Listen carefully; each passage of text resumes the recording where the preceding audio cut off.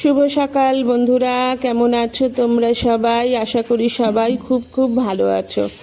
আজকের দিনটা একটু অন্যরকমভাবে স্টার্ট করলাম ভিডিওটা, তো আশা করি তোমাদের ভালো লাগবে। এটা ব্যাকগ্রাউন্ডে ঝাঁটার আওয়াজ আসছে, পিছন দিকে যে বাড়িটা আছে সাইডে, সেই বাড়িটা ঝাড়ু দিচ্ছে, ওদের কাজের লোক এসছে, তো ওটা একটু ইগনোর করো।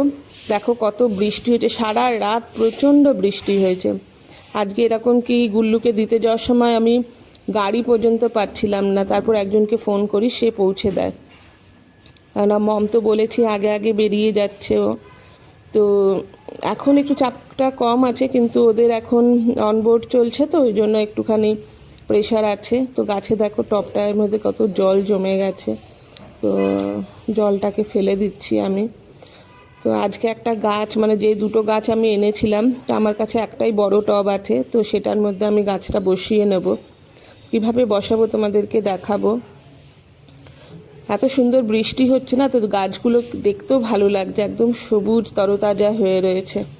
আমার খুব ভালো লাগে গাছ, জানি না কেন, খুবই ভালো লাগে। আমি মনে হয় সারাদিন আমি এর মধ্যেই কাটিয়ে দিতে পারবো। বন্ধুরা চলো, এই গাছটাকে, যে কোনো একটা গাছকে এই ইয়ের মধ্যে, টবের মধ্যে বসাই। কারণ এগুলো অলরেডি একটা ইয়ের মধ্যে রয়েছে, তো প্লাস্টিক ওগুলোর মধ্যে ঠিক না। তো আমি ছোটো ছোটো এগুলোকে এখানে বসিয়ে দিয়েছি কালকেই, তো আজকে এটা করে বসাতে হবে। দেখি চলো বসিয়ে নিই।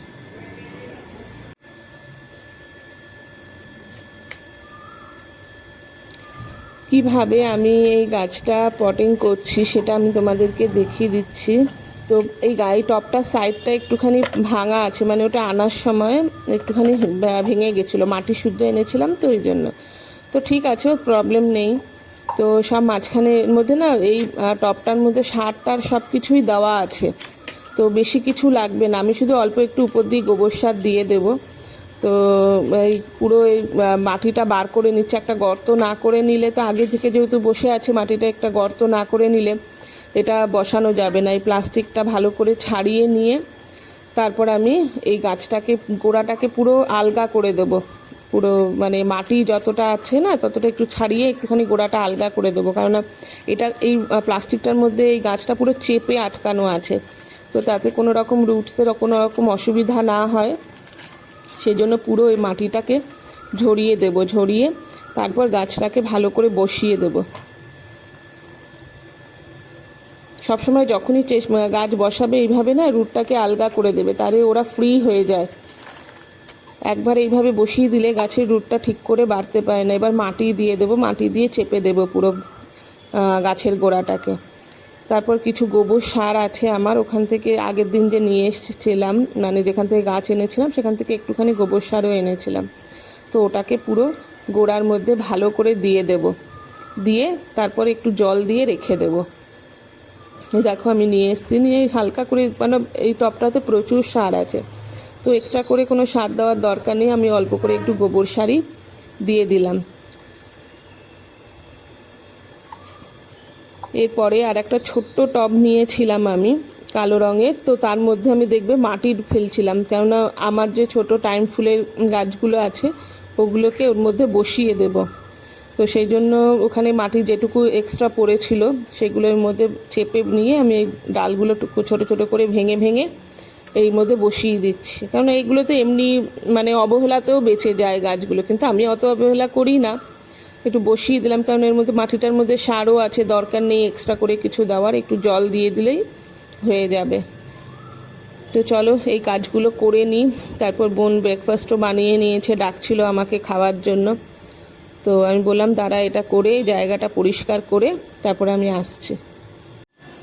এই যে বন্ধুরা, এটাকে পটিং করার পরে, টবে বসানোর পরে কীভাবে তো দেখালাম, টবে বসালাম, বসানোর পরে জল দিয়ে দিয়েছিলাম, জল দিয়ে এই সব জায়গা ফায়গা সব ধুয়ে দিয়েছি, আর ওপরে এই গাছগুলোকে ওপরে সেট করে দিলাম, কারণ নিচে থাকলে না ওগুলো ঠিক করে রোদ টোদ পাচ্ছে না, তো এটা করে দিয়েছি। তারপরে এই গাছটাকে তুলতে হবে, একদিনে তো সব হবে না, তাহলে এগুলো টাইম লাগে অনেক।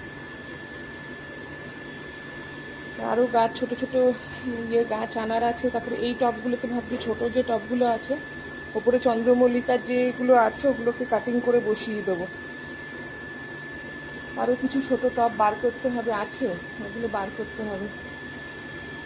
একটু মাটিও মনে হচ্ছে, এরপরে একটা বস্তায় মাটি আছে, দেখি কী করি। তো চলো পরে কাজগুলো করি গিয়ে। বন্ধুরা ব্রেকফাস্ট রেডি হয়ে গেছে, সিমুই বানিয়েছে ওই একই রকম, বোন সস নিয়ে নিয়েছে আর আমাকে বাদাম দিয়ে দিয়েছে।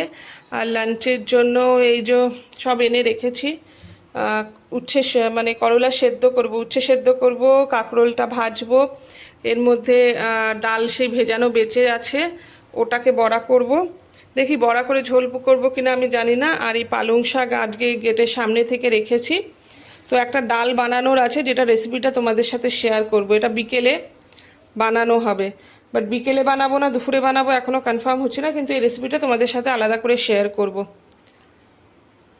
পালক ডাল। তো চলো খেয়ে নিই খাবারটা। বন্ধুরা এই খাবার টেবিলে চলে এসেছি।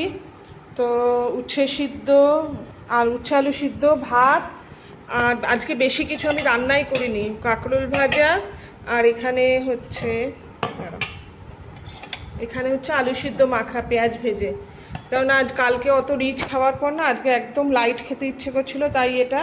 আর বোনের জন্য বিরিয়ানি আছে, কেননা কাল রাতে ওর জন্য ও তো যায়নি, ওর জন্য বিরিয়ানি অর্ডার করা হয়েছিল, তো বেঁচে গেছে।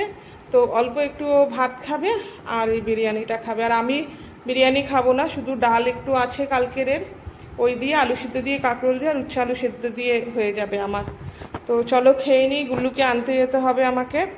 প্রায় অনেকক্ষণ পরে, মানে আজকে সারাদিনে বোধহয় আমি এই প্রথম ক্যামেরার সামনে এলাম। তো শরীরটা খুব একটা, মানে কালকে বাইরে এত ধকল গেছে, মানে যাওয়াটা এখান থেকে অনেকটা দূর, প্রায় মোটামুটি 40 কিলোমিটার, তো 80 কিলোমিটার ট্রাভেল। তো যাই হোক, তো একটুখানি টায়ার্ডনেস লাগছিল, তো খাওয়া দাওয়াও একটুখানি আজকে একদম সিম্পলের মধ্যে রাখার চেষ্টা করেছি। তো রাতে একটা ভালো ডিশ বানাচ্ছি, মানে খাবার বানাচ্ছি, এটা বাঙালি না, এটা অ্যাকচুয়ালি পাঞ্জাবি একটা ডিশ, পালং শাকের তরকারি, যেটা ওরা ওইভাবে বানায়, ট্রাক ড্রাইভার বা যারা চটপট চটপট করে খাবার বানায়, তো তারা এইভাবে বানায় এটা।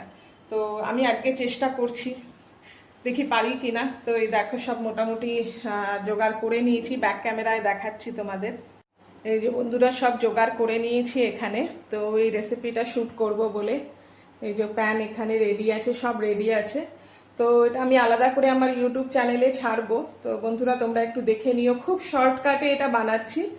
তো বানিও এটাকে, এটা খেতে কিন্তু খুব ভালো হয়, দারুণ হয়, এটা রুটি দিয়ে জিরা রাইস দিয়ে খাওয়া যায়, খুব সিম্পলের মধ্যে, দেখবে খুব সুন্দর হয় এটা।